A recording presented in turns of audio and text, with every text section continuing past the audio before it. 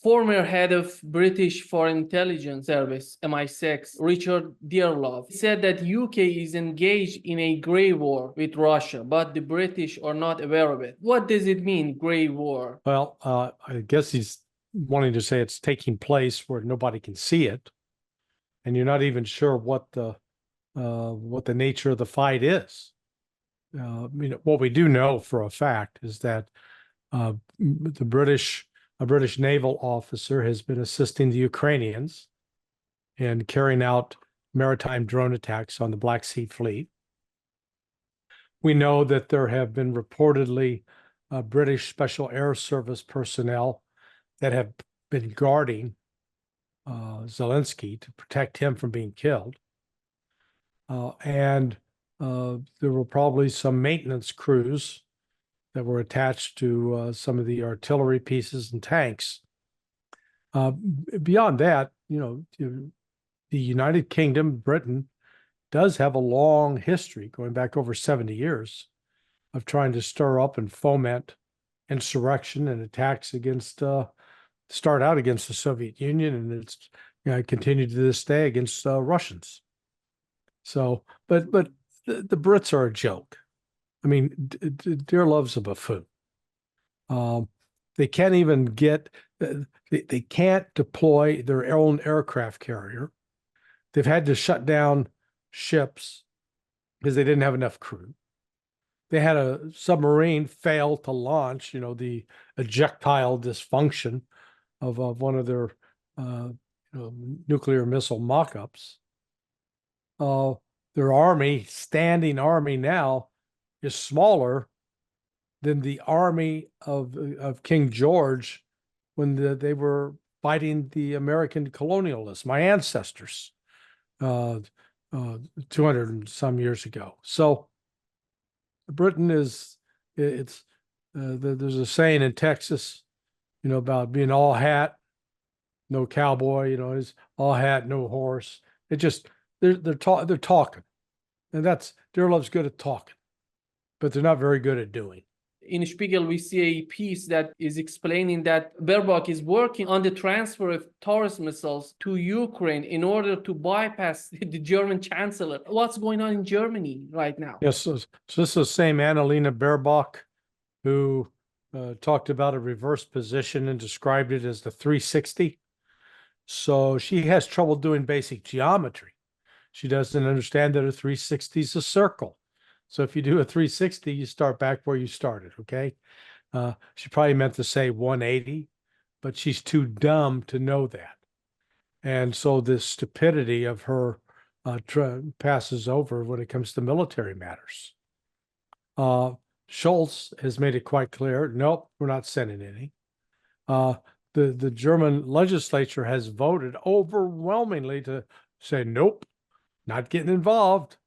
So, they keep, there's a complete disconnect between some of these political leaders who are hard over on supporting Zelensky in Ukraine and the actual political base that they're supposed to serve. Le Monde reported that Macron said in a closed circle that he would send the military to Odessa. Do you think that Macron is capable of doing that despite having huge disagreement in France? Not just huge disagreement, is completely opposed by the military. The military leaked out this last week its assessment on what's really taking place in Ukraine. And it was pretty bleak. They made it very clear. Ukraine's losing and Ukraine has no way to win.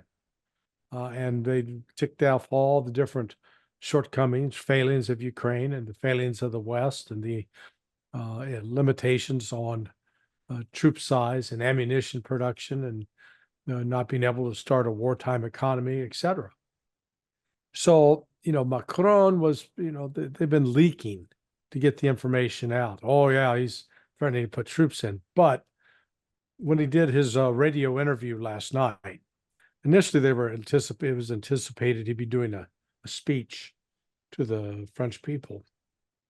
But he backed out on that, did a press conference, and I've heard it been described variably as shambles, a train wreck. He made Michael Jackson doing the moonwalk backwards looked like he was standing still. So Macron has sort of backed off from, oh yeah, we're going to send troops. Because Vladimir Putin's made it very clear.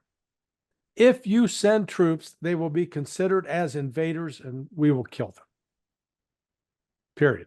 In recent public remarks, Pope Francis encouraged Ukraine to have courage of the white flag to end the Ukraine-Russia war. He faced backlash from several leading Ukrainian officials, including the head of the Ukrainian Greek Catholic Church, who emphasized that surrender is not a mindset among Ukrainians. I used today's sponsor, Ground News, to explore coverage from every side of the story. If you don't already know Ground News, their app and website gathers related news articles from around the world, adding context so readers can easily separate truth from propaganda. They found more than 198 articles reporting on reactions to the Pope's comments from Ukrainian leadership to its NATO supporters. Up top, I can read a summary of this story, and down below, I can sort through all the articles to compare how the news is reporting on it. Two high factuality sources stand out. The Kiev Independent focuses on the criticism the Pope received, which was later clarified as a call for ceasefire and negotiations, not surrender. The Vatican News highlights the Pope's broader call for peace, mentioning the financial motives of the arms industry while stating that war is the power of darkness. Whether Kiev or Moscow should push for negotiations to end the war, it's important to consider both sides as casualties increase. This important context is why I follow the war on Ground News and support their goal of presenting all sides of every story and encouraging civil debate. Go to ground.news/dialogueworks to try it out. Plans start at under $1 per month, but my link gets you 40% off their unlimited access Spanish plan. There is a line, there is a code in the talks of Stoltenberg, Macron. We will not allow Putin to win. In the region, what does it mean? How they can avoid that? Well, you need to review they had a much longer to-do list. So the top of that list is said, stop the sun from rising tomorrow. Stop the rain falling from rain clouds. Stop the darkness from being dark, okay? And stop Putin from winning. That's, they can say whatever they want. That doesn't make it happen. They have no say in the matter. They're not determining whether Putin wins or loses. Putin determines whether Putin wins or loses with Shoigu, Gerasimov, and the rest of the Russian army. Russia is, they're going back to the very basics. Produce more ammunition than the other side. Produce more guns than the other side. Sign up more people into your military ranks than the other side. Have better aircraft than the other side. Have more hypersonic missiles than the other side. Have more artillery than the other side. Have more drones than the other side. And then they're going, good God, how is Russia winning? Yeah, it's ridiculous. This refusal to deal with reality. Just let me know, it's sort of a side comment.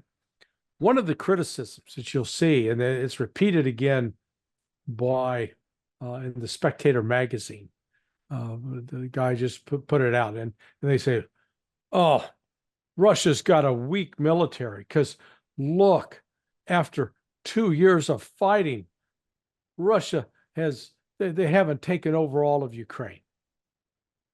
Okay, that's our standard. So Israel has been fighting in Gaza, much, much, much, much, much smaller area. We're going on 6 months, and they haven't beat the Palestinians. So does that mean that, if the guy at the Spectator apply the same standard to Israel, that Israel's not winning? Now, different cases. Israel's not fighting an actual organized army. They're fighting in a guerrilla insurgent force, whereas Russia's fighting a NATO-trained army and beating the stuffing out of it. That's the problem NATO faces, is they really thought at the outset that they had a proxy military force with the Ukrainians because they'd been training them, for God's sake, over the last 8, 9 years, conducting annual military exercises. And then in addition to that, there were other exercise support elements and training missions that took place during the year. And they had outfitted them with weaponry of various kinds and air defense systems. And all NATO had to do is just wait for Ukraine to hit those Russians, and the Russians would flee in panic. They'd be crying all the way back to Moscow, and the West could help break up Russia into 42 states, 42 different countries, and take, we get all that for us. We take the oil, we take the uranium, we take the diamonds, we take the gold, we take the nickel, the nitrogen. We want it all. We'll take it all. Didn't work out. Did not work out. They've discovered. Wait a second. You remember the old Beatles song? You're too young to probably. You're too young to remember. I remember. Give you all we got to give.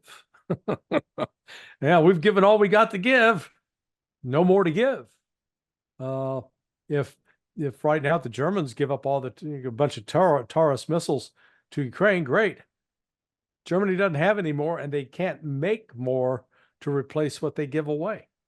So they're essentially disarming themselves. There were very interesting articles in CNN. One says that high explosive FAB-1500 bombs capable of undermining Ukraine's defense systems. And the other article says that Russia outproduces the whole West by 3 times in terms of ammunition. When you put these two articles together, it shows the quantity and the quality of the Russian army today. Yeah. And if that's the case that they're reporting on, why they're not trying to negotiate with Russia? No, to negotiate with Russia, you have to admit that you're wrong. I started rereading a book by Tim Weiner called Legacy of Ashes. And if anybody out there has not read it, I really encourage you to go back and read it. It tells the history of the first 60 years of the CIA. And what's fascinating is when you go back to the early days of the CIA, they had, you had a lot of people who didn't speak Russian, who'd never lived in Russia, who didn't speak a lot of foreign languages, for that matter, and didn't have a lot of experience overseas except in World War II. And that was with American fighting units, not necessarily going out and living with the locals and knowing how to understand the cultural differences and the experience of, being with the Poles or being with the Yugoslavs or being with the Russians. And what you realize is just such a gross misunderstanding and ignorance of what the Soviets were, and still to this day, what the Russians are, what they're doing, why they're doing what they're doing. And there was the intelligence gaps that have existed for decades, where the United States, they had no idea that the Russians the Soviets were on the verge of getting the atomic bomb when they did. Oh, we didn't know that because we didn't have any human intelligence that had penetrated the inner circles of the Russian military or Stalin's clique. And that's still the situation today with respect to the Russian army, the Russian Navy, the Russian Air Force, and with Vladimir Putin. It's almost, this would never happen, but I'd like to propose a program where Russia and the United States and China, they each sit down and agree that they're going to send a liaison officer who will get to sit in on top secret meetings in each government and report back what's going on. That way, there wouldn't be any mystery. There wouldn't be any confusion. You wouldn't be speculating about, well, what are those damn Russians going to do today? Or how crazy is Joe Biden? You'd have a full unfettered information back and forth. So you'd know and say, no, they're not, like after World War II, the fear was the false belief is that Stalin was in keen on building a world communist empire. He was going to carry it out at didn't care how many people had to kill to get it done. When really what the Soviets were doing is they said, we've been attacked now for the last 150 years by these Westerners. We're going to put as much security on our borders with friendly states that we can until we're certain that the West isn't going to try to attack us. And what did the West do? Immediately started launching an insurgency by funding Ukrainians to carry out guerrilla attacks against the Soviets. So we just convinced them that we were what they were afraid of, which is one of, so you get back into this dynamic back and forth where then, the Soviets crack down, the West says, see, they're tyrants, they're authoritarians. And so we get involved. And then you just get the spiral of war and regime change. And so, we come back to today. There is no understanding of Russia in the West. They create this meme, which is what Macron is doing. Oh, Putin wants to conquer Europe. Really? Give me one example in the last 20 plus years that Putin's been in power where he's gone out and attacked other countries. So there are two. Georgia, 2008, when the Russians were attacked by the Georgians, okay? Not the other way around. And Russia then responded to that. And then February 2022, February 24th, when the Russians launched what they call their special military operation. That's it. Well, the West still wants to pretend Russia did that out of the blue. That was completely unprovoked. No, it was absolutely, totally provoked. And when you go back and count up the number of annual military exercises the U.S. Military through EUCOM and all of NATO were conducting with the Ukrainians every year, with the Russians as the enemy in those scenarios, it's no wonder that Russia was building up its military, worried about what the West was going to do. So, again, this failure to get into the other person's shoes and understand how they look at the world is really, it's afflicted the West, because the West, there's such an arrogance in the part of the West. I mean, we're smarter, we're wealthier, we're more educated, so we say. We're better at everything than you are. All you people from, the global South, Brazil, you guys are probably lucky that you got shoes and used toilet paper down there, So, I mean, it's that kind of arrogance that comes off. Did you see the clip that came out of Macron talking to Zelensky on the day of commencement of a special military operation? Zelensky called Macron. He was so afraid of Russia. He said that Kiev is surrounded by Russians. And he was asking Macron for some sort of negotiations.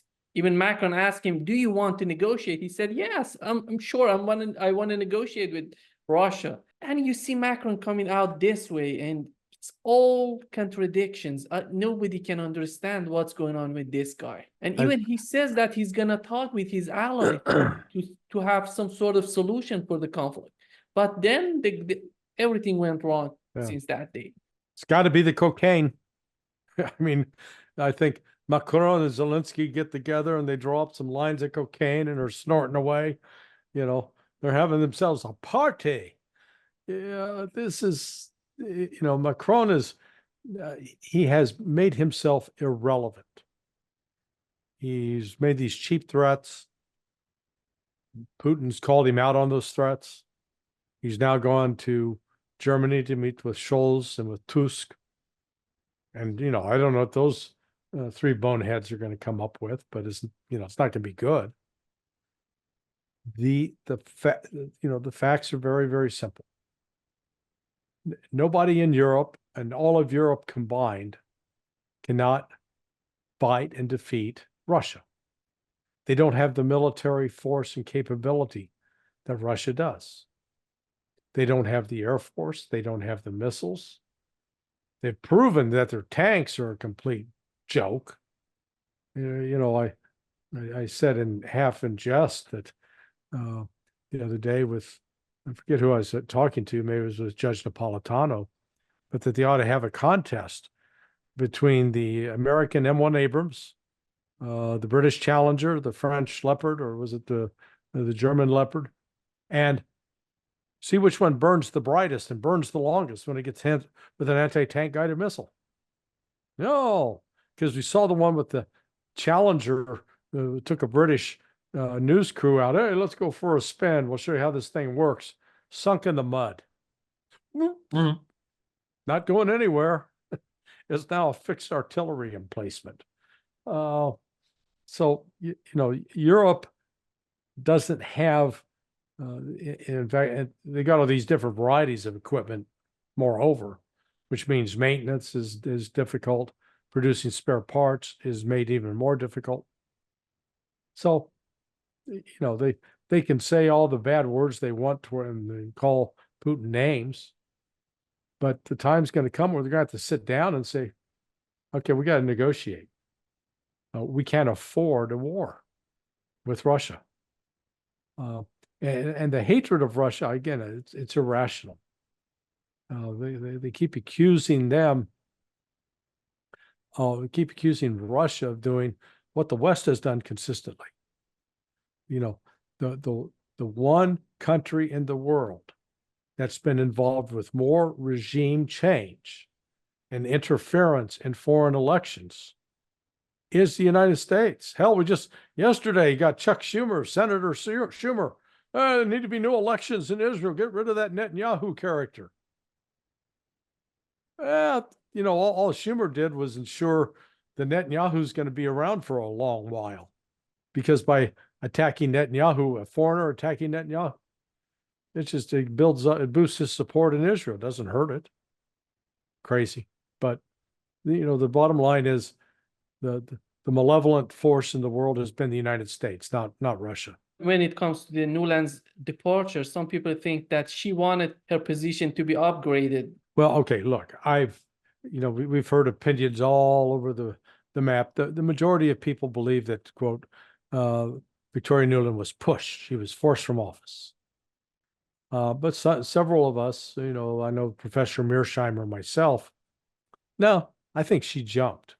And I think we got further evidence that she jumped because she had a job already lined up at Columbia University.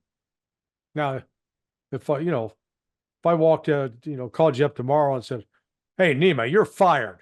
Get out of here. I'm not talking to you anymore.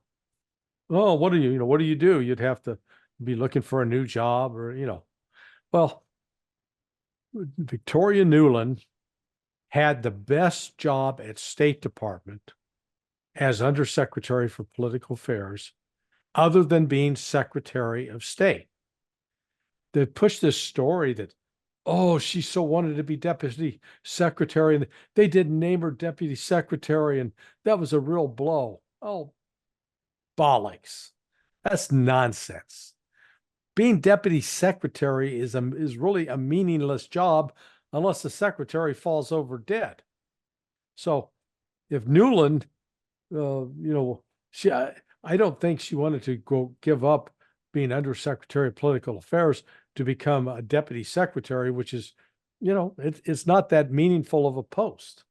You're not the main player unless the Secretary of State turns to you and says, here, I want you to take charge of this or do that or the other thing.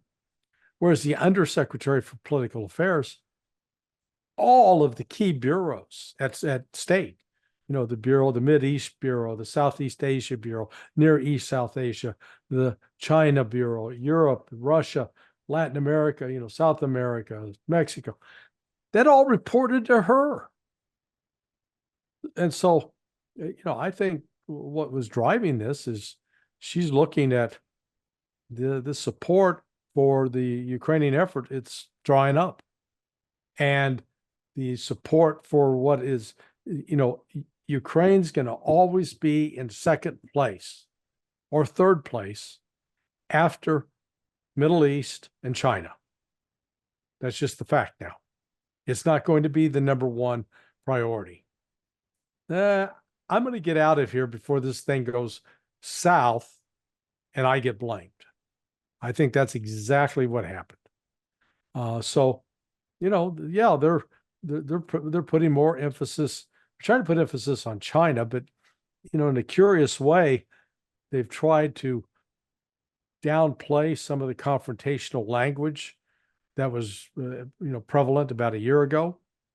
Well, why would that be? Well, they got their hands full right now with respect to Israel and the Houthis in Yemen.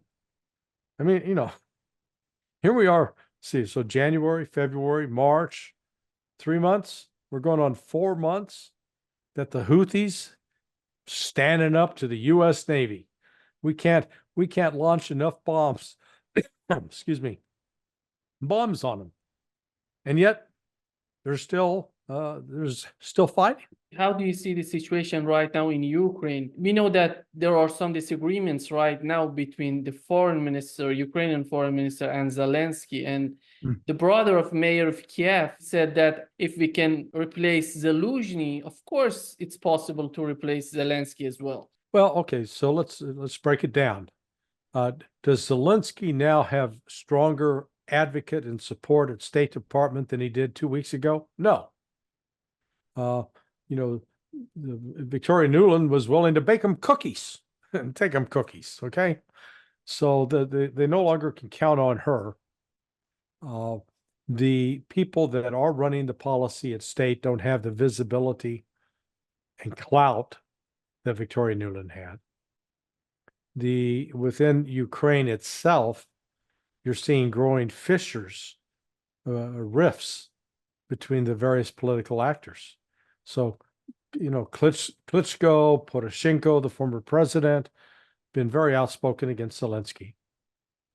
And Zelensky's, creating his own problems. For example, he's postponed elections that should be taking place in May, but not going to have those. He used war as an excuse not to have the elections. He's still locking up political opponents.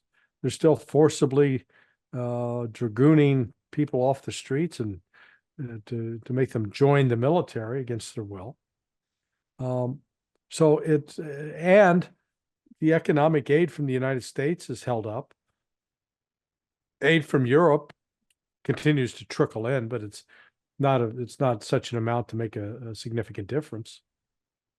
So he's got problems. I think he's growing more isolated, and yet in that isolation, he's probably gotten more belligerent. He went last week, met with Erdogan in Turkey, and Erdogan apparently was pushing him on the negotiations issue, and Zelensky told him to go have sex with your mother, Mr. Erdogan, but it said it in a much more crude fashion. But so he's not listening to advice from people who are in a position to maybe help him or try to get Russia to make some concessions. There is an article in the Telegraph that says that European NATO members should prepare for a scenario in which US withdraws from the alliance. How close to the reality is this article, and why they're talking about this right now? What's the agenda behind these type of articles? Well, they're preparing for the possible victory of Donald Trump in November. Trump wins, NATO's done. The reality is, even if Trump doesn't win, NATO's done. NATO is there. NATO has no reason for being, no raison d'être, because it was initially created on a lie. The lie was we got to stand NATO up to be able to be ready to fight off a Soviet invasion, where they'd come through the Fulda Gap with tanks roaring and take over all of Europe. Well, that was never the plan of the Soviets. But they reacted. NATO was created, and then the Soviets said, "Oh yeah, well we're going to create the Warsaw Pact." So there, so created the Warsaw Pact, and then each side used the other side's organization to justify, though. That's why we need to spend more money, because Those guys got the Warsaw Pact. No, no, those guys got NATO. We need to build up. So, get this cycle going. Soviet Union collapse. Warsaw Pact goes away. NATO looks around and goes, oh, well, we got to do something. I know, let's expand. Soviets no longer are a threat. Russia's weak militarily. Yeah, we need to expand. Why? Oh, there'll be a bigger threat from Russia. No, no, it's terrorism. It's terrorism. That's right. We got to fight global terrorism. Need to expand. Kept expanding and expanding. But there, it's a paper organization. Europe doesn't need a standing European army because whose standards are you going to use? German, French, British, Polish, Norwegian, Swiss, Netherlands, Italy, Spain, Portugal. I keep going on. The Czech Republic, the Slovak Republic, Romania, Hungary. Who gets to decide whose standards of military training that everybody's going to adhere to? You either have that, or you tell everybody, okay, we're all in this together, guys. You do your thing, you do your thing, and then we'll occasionally exercise it and hope it all works. It's just, NATO needs to go away. And the Europeans, they need to work out a deal with Russia where, they'll have their national guards, their militia, like Switzerland, for self-defense, national self-defense. But candidly, the only reason the French and the Germans and the Brits had these large standing armies and the British and French had these big navies was because they were colonialists. They were eager on conquering and controlling other countries outside of their own country. And that era is ending. It's come to an end. It's in the process of dying. And we're sort of seeing the last embers of that, once mighty global empire burn down and fade away. Polish Foreign Minister Sikorski said that NATO troops are already in Ukraine. Is he trying to normalize sending more troops to Ukraine? Sikorski's got a big mouth. I'm sure that's what the Biden administration's saying. You remember, he's the same guy that after the Nord Stream pipeline blew up, he was tweeting out, "Hey, America, way to go! Thumbs up there, guys." Everybody looked around and go, "What?" I think we need to recognize that he's a bit of a loose cannon. So, yeah, are there NATO personnel inside Ukraine fighting with the Ukrainians? Yeah. They're probably operating HIMARS, operating Patriot missile batteries, and are probably dying in the process as Russia targets those. You've got intelligence analysts and personnel that are working out of the various command centers where they're assembling the overhead, the intelligence, surveillance, reconnaissance information, and putting that together for target packages. So, yeah, they're there. They're just not there in a great volume, and they're not there under NATO command. They've been sheep dipped. In other words, they've created the illusion that they're actually civilians, even though they still are responsive to military command from their own chains of command. I think that they're trying to see if they can come up with a coherent message, because it's like everything that Macron said, Schultz disagreed with and contradicted. And Poland, I can see them in the position of saying, "Hey guys, well, we're out here on the pointy end of the spear. We're right next to Ukraine, and if things go south, we're gonna have problems. Plus, Poland's got at least one of the two missile batteries that have been taken off of a U.S. Destroyer and placed on the land, so it's capable potentially of firing a nuclear weapon. So, and then they've been used as a training base as well. So Poland's nervous, and I think they're wanting to make sure they get Germany and France on the same sheet of music, that they're all singing the same tune. I don't know if it's possible. Because I think Schultz and Macron, in fact, their various positions had them pretty far apart. I saw that you wrote a piece on your website, sonor21.com. The title is Why is the European Union Destroying Its Own Economy? What's the Yeah. point of this piece? That wasn't me that wrote that. That was a guy, maybe the name of Gaius Baltar. But the purpose of the piece was just to point out that all of economic theory, and if you've taken introduction to economics or even advanced economics courses, all economics is premised upon the notion that people are rational actors, that you're going to act in your own best interest. You're not going to act in your own worst interest. Of course, we know from other things that that's not true.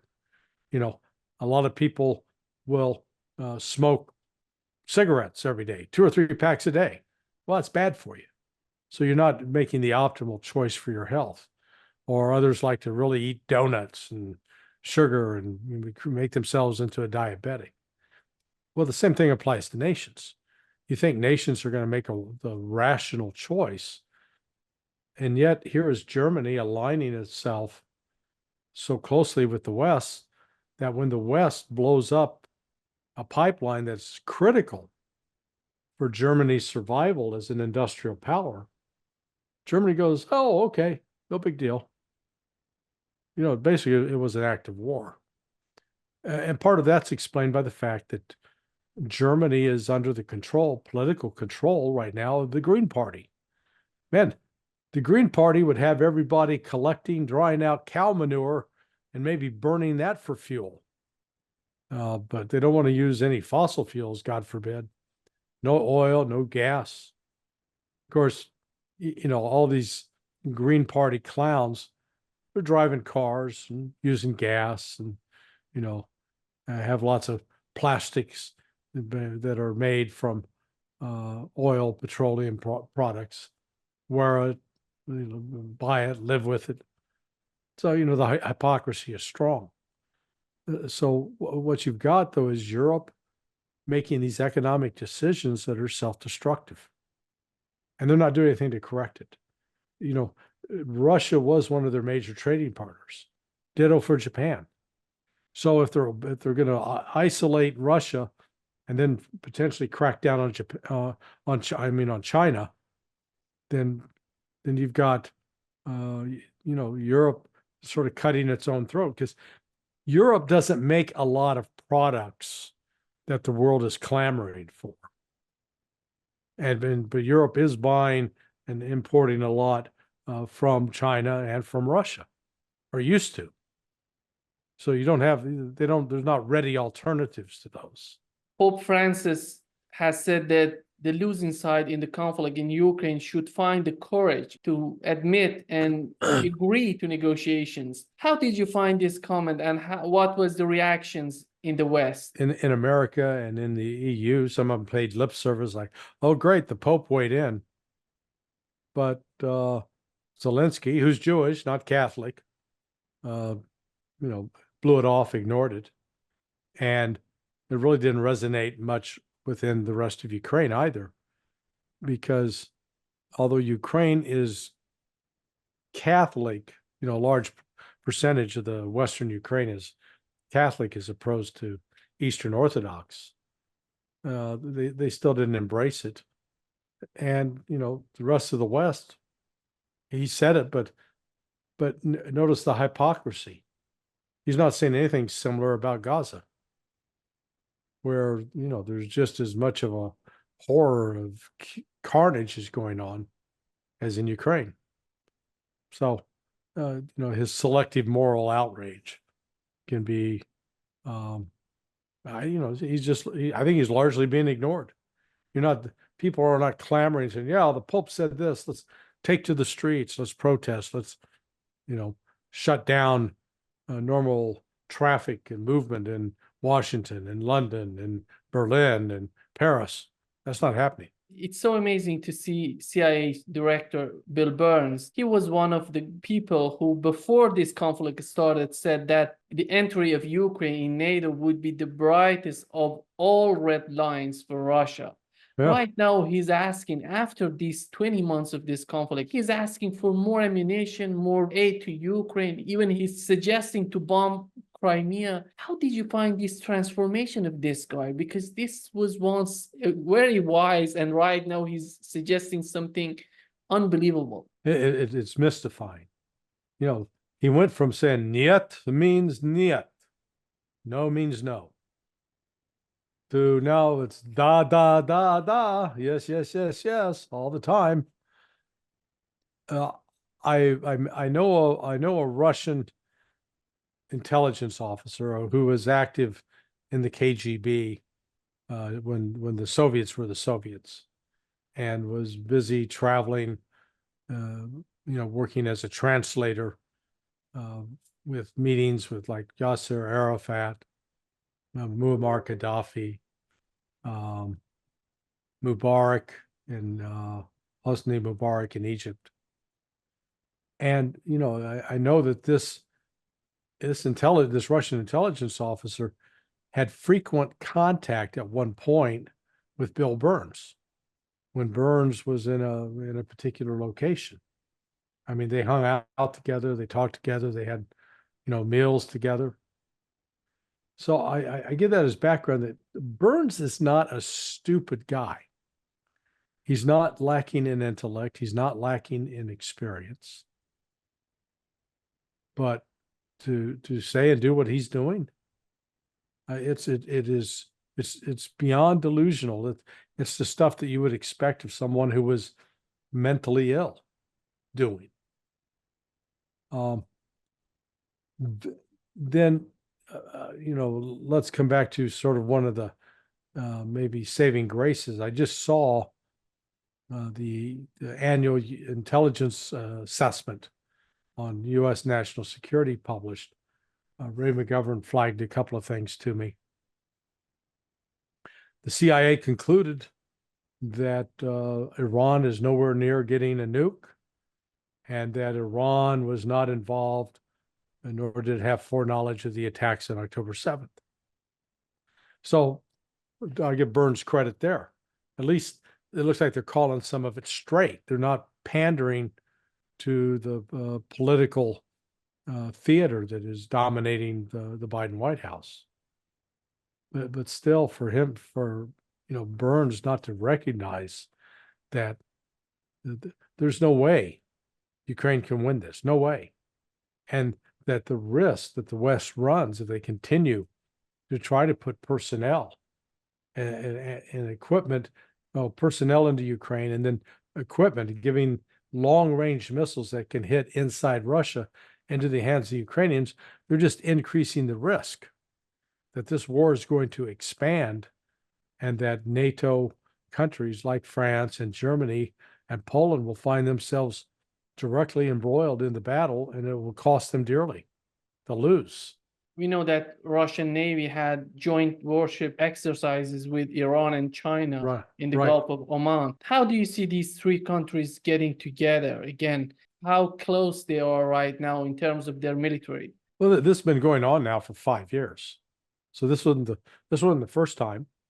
So it shows that they put a high priority value on conducting this annual exercise, usually February or March timeframe. And then it sends a clear message that in the event of any Western attack on Iran, they may have to contend with Russia and China. And nobody in the West, I think, really wants to do that. When it comes to Gaza and the situation right now, we see that they were pushing these guys to Rafah, and right now they're attacking Rafah. It's so unbelievable when you look at the pictures. You talk about Chuck Schumer talking about let's get rid of Netanyahu and his administration, but who's going to replace him? Who's going to change this policy in Rafah, in Gaza? Well, nobody. I mean, that's the point. If they get rid of Netanyahu and bring in Benny Gantz, he's quote liberal. He's not conservative. He'll get rid of some of the more obnoxious Zionists like Ben Gvir and Smotrich. But he's not going to change policy. He's as much opposed to a two-state solution as Netanyahu. And he's as supportive of the military operation is Netanyahu. The problem Israel faces right now is that even with this, going after the Palestinians down there, they may they may make Gaza uninhabitable in terms of nobody can live there, nobody can engage with normal commerce, nobody can go to school, raise a family, eke out some sort of economic existence. This is going to be like a desert, an urban desert, self-created. That doesn't mean that Hamas is going to be eliminated. Hamas particularly is largely devoid of civilians. Hamas will still, I think, be largely in control of that territory and move in such ways that they will constantly be ambushing Israelis, and Israelis will be dying. But I think Israel's focus is shifting. Now, they're going to continue to bomb the civilians in Rafah and force them out. But the real objective is to take on Hezbollah and get Hezbollah out of northern Israel so that the Israeli settlers can come back there. Do you see that this conflict between Israel and Hezbollah getting better? Is it getting worse? How do you see it? It's going to get worse. Hezbollah has been careful not to move too far, too fast to really provoke Israel. But Israel seems quite intent on provoking Hezbollah. Hezbollah's use of missiles, rockets along the northern border have basically cleared out about 1 million settlers from the various kibbutzim that are up there. And those people, that 1 million people, they're clamoring to go, we want to go back to our home. We want to go back to our land. Well, the only way Israel can guarantee that is they've got to go into Lebanon, push Hezbollah north of the Litani River, and then hopefully hold the Hezbollah back from there. I don't think they can do it. I don't think militarily they can accomplish that. They're going to try.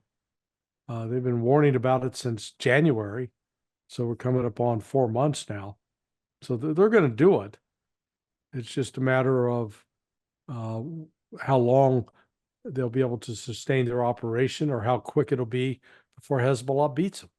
Eric, just to wrap up this session, I want to know your opinion on the U.S. military forces in Syria. They were talking about that. It's time to get out of Syria. Right now, it seems that they're staying there. How do you find the current situation in that region? Well, they serve no military purpose other than to protect oil. So they're a big fat target. So far, for whatever reason, the Iranian-backed groups look like they've backed off of attacking those military positions. So maybe that's because there's been a secret deal cut. Say, hey, stop attacking us for a month and we'll pull out. We don't want to look like we're being forced out. And I could see the Arab and Muslim supporters go, all right, well, if that's what they're saying, if that's the deal, we'll give it a shot, see what happens. But there is absolutely no reason for U.S. forces to be there in Syria.